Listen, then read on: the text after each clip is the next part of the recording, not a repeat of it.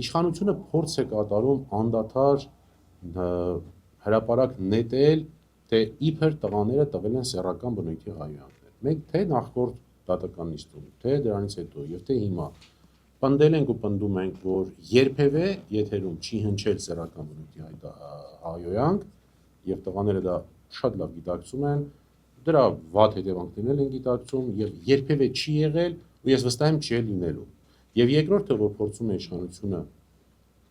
հրապարակ նետել, դա այն է, թե իբր տղաները սպառնացել են ինչ-որ անձանց, օրինակ Ալեն Սիմոնյանի եւ քաղաքացիական պայմանագիր կուսակցության կամ իշխանության ներկայացուցիչների։ Կրկնում եմ ու պնդում եմ, որ որևէ սպառնալիք երբևէ գոյություն չի ունեցել եւ դրա մասին է վկայում նաեւ սպառնալիք չլինելու իրական վարույթում դրա բացակայությունը, դրա վերաբերյալ որևէ հանգամանքի բացակայությունը։